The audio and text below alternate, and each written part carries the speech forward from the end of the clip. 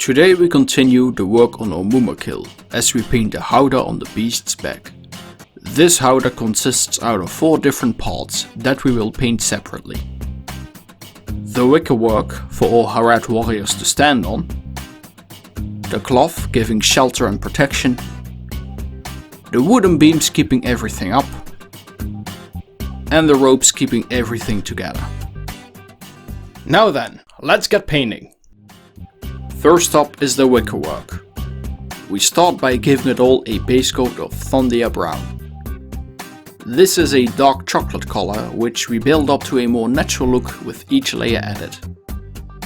Don't forget to paint every part back and front though, as the Howdah consists of 3 different levels as well as the platforms at the side. Once the base coat is dry, we give it a wash of Agrax Earthshade to settle in the deeper crevices and between the binding of the Wickerwork itself. When the wash has completely dried, it is time to dry brush.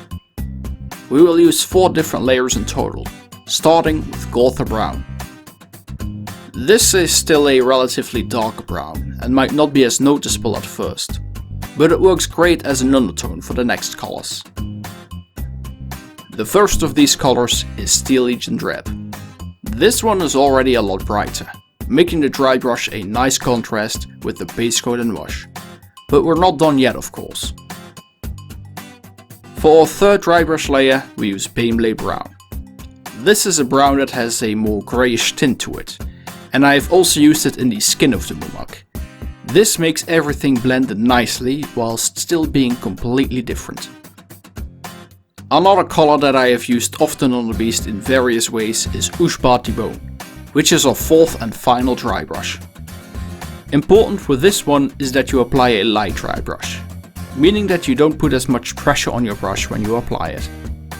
This gives it a more subtle effect, creating a nice contrast while still having those dark colors come through as well. Moving on to the cloth of the Howdah, we start by giving it a base coat of Doombull Brown.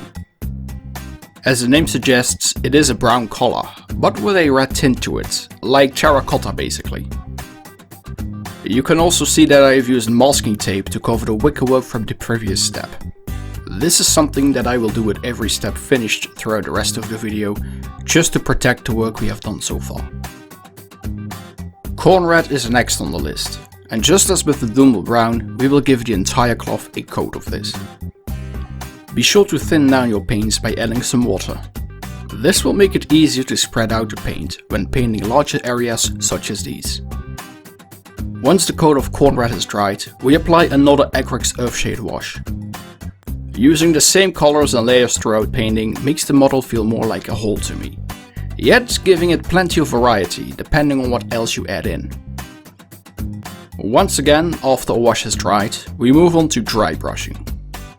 This time, however, there will be only 3 layers, starting with Screamer Pink. Don't let the name scare you though, as the paint leans closer to a reddish pink, making it an ideal highlight for the Corn Red. Now that the undertone is set, we add some brighter contrast with Evil Sun Scarlet. This is probably one of the bright reds in the entire range, making it pop out a lot more. The final dry brush layer is with Wild Rider Red. Again a very bright color, but lighter than the Evil Sun Scarlet. For this reason we apply a light dry brush again, as we only require a subtle highlight. To finish the cloth, we give everything a wash of Carroburg Crimson.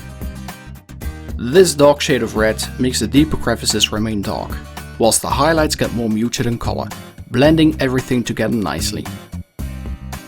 Remember what I told you about creating more of a whole for the entire miniature?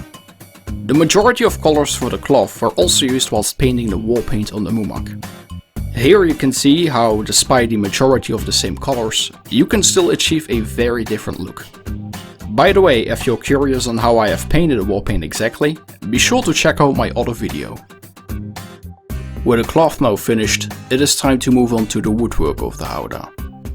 We start by giving everything a base coat of Howdah Brown. After this base coat, we give it a wash of Nuln Oil. This will turn the Howdah Brown even darker in color, especially in the deeper areas that our dry brushes cannot reach. And those dry brushes might seem familiar to the Wickerwork from earlier, as we follow the same build-up, starting with a layer of Gotha Brown. This is then again followed by a dry brush of Steel Legion Drab. At this stage you should be able to tell the difference between this and the Wickerwork from earlier, due to the different washes that we have used. This difference will be even more noticeable when we add a layer of Baneblade Brown again. This is where things get different from the Wickerwork, however. Instead of using Ujibati Bone again, or any other dry brush for that matter, we give it a wash of Seraphim Sepia this time. This makes the wood keep its darker brown color that we want to achieve, whilst still giving its different layers come to full justice as well. All that there is left to do now are the ropes. As the ropes had already been painted whilst painting the woodwork, I decided to fine tune what I had so far. Going back to the original base coat of Thondia Brown, I drew the lines between the ropes using a very fine brush to differentiate them. I then gave it a highlight of Ujibati Bone to make them stand out even more. It is quite a time-consuming process, but in the end it looks wonderful once completed. To cover up any mistakes you might have made with the highlight, go back to using Thondia Brown and carefully paint over them. So now that everything has been painted up, all there is left to do is to assemble the Howdah and put it on the back of the Mumak. As I already assembled my Mumak once in the past with superglue, a lot of the original pegs broke off during stripping of the paint when I started this project. For that reason, I had to pin everything in place in order to reassemble it.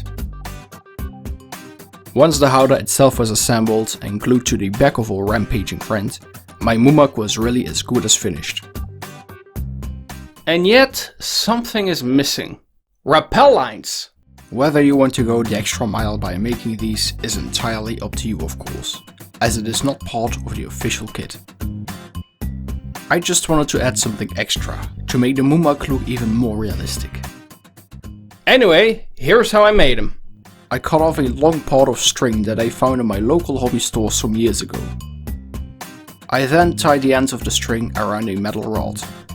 This metal rod was then bent in a loop on one side, so that the string would not slip off. After that, I took 2 washing pins and drilled a hole in them, big enough for the rod to fit into, and glued them in place with superglue. Doing so allowed me to stretch out the string as far as possible, putting the washing pins on 2 different items to keep them steady. Now it is time to get messy. With an old brush, I put liquid green stuff on the entirety of the rope and let it sink in for a day. This not only made the string sturdier, but also easier to work with.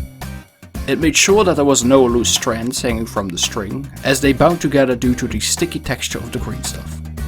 After this, I just used the same painting steps as the rest of the ropes that we had already painted. And now for the difficult part. The string will need some support to stay attached to the poles, obviously, and the best way to achieve this is by drilling a hole into it. However, I did this once everything was finished and glued in place, making it way harder than it should have been. So, my advice to you? Drill the holes before you start painting the model. This will save you from trying to drill into awkward angles that you can barely reach, and it makes dry fitting a lot easier as well. Somehow I did manage to do it in the end, and that meant that it was now time to glue the Rappel ropes in place. I cut off part of the string, making sure that it was long enough to go from one hole into the other. The ropes attached to these side platforms were a bit trickier, as I wanted it so that 3 poles would be connected in one go. Truth be told, it might have been tricky due to the angle I had to drill them in, so perhaps for you it may be easier if you do it beforehand. Despite the trouble, I think they look really cool once finished though, and it gives this wonderful Mumak even more character and detail. And there we have it. With the Howdah now completely finished, our war Mumak is ready for his next stampede through some unexpected men on horseback. Please consider leaving a like and comments if you enjoyed the video, and don't forget to subscribe for more content. See you all next time.